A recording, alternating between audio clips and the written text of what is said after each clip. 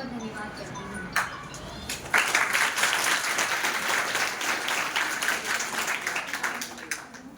देखिए, हर एक स्टूडेंट एक ही मंजिल से गुजर रहा होता है, एक ही रास्ते से चल रहा होता है।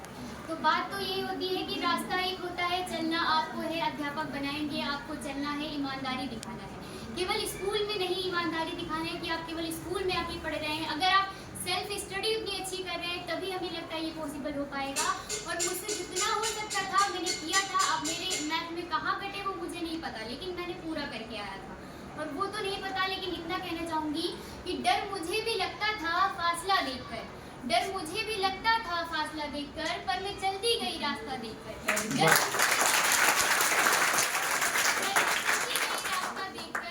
खुद ब खुद मेरे नजदीक आ गई मेरी मंजिल, मेरा हौसला देखकर।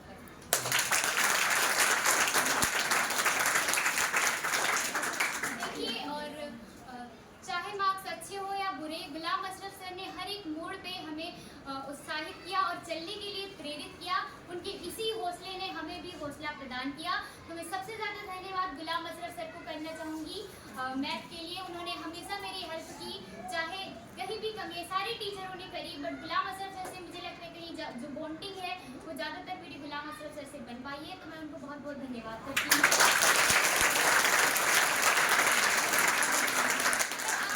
कोई मोटिवेशन चाहिए तो जितेंद्र सर उसके लिए हैं। आप यहाँ पे एंटर हुए, मुझे लगता है वो एक मोटिवेशनल की तरह काम करते हैं। हमेशा क्लास में आते हैं तो सबसे पहले कहते हैं कि मतलब टॉप करना है, ये करना है, मतलब वो एक रास्ता दिखाते हैं। सबसे अच्छा काम मतलब करते हैं कि मोटिवेशन करते हैं। तो आपको किसी फोन की जरूरत नहीं है, हमारे अध्यापक मौजूद है, उनसे आप मोटिवेशन ले सकते हैं।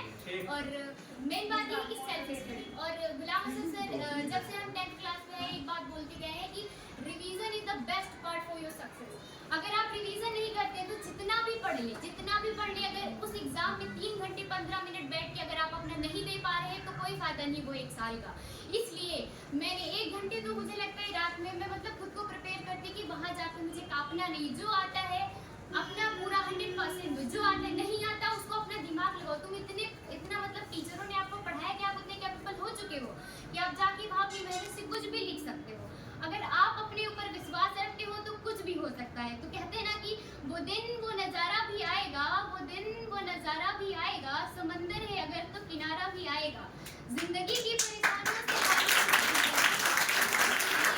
किनारा भी आएगा। और बहुत बहुत शुक्रिया हमारी प्रिंसिपल मैम का, उन्होंने हमें इतना सम्मानित किया, प्रेरित किया। और सभी अध्यापकों को बहुत बहुत धन्यवाद, उन्होंने हमें इस सफलता तक पहुंचाया। बहुत बहुत धन्यवाद करती हूँ उनका मैं। और आज रास्ता बना लिया है तो कल मंजिल भी मिल जाएगी, आज रास्ता बना लिया है तो कल मंजिल भी मिल जाएगी। हौसलों से भरी ये मेरी कोशिश एक दिन जरूर रंग लाएगी।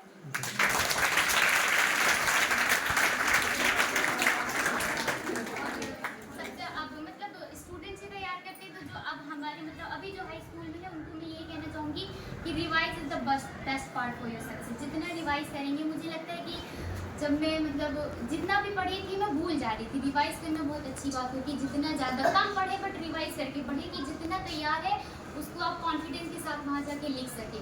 और मेन बात ये कि बायो मैंने मतलब समझा तो था बट थोड़ा बहुत मुझे कहीं लगता है कि मैंने रेड भी लिया था तो लास्ट में जैसे कि 1 हफ्ता बचा था तो मैंने सारी चीज़ों को समझा था। समझना जैसे कि आप कहते हैं कि जो मेंशन चीज़ें होती हैं दिखाई देती हैं वो ज़्यादा अच्छी होती है।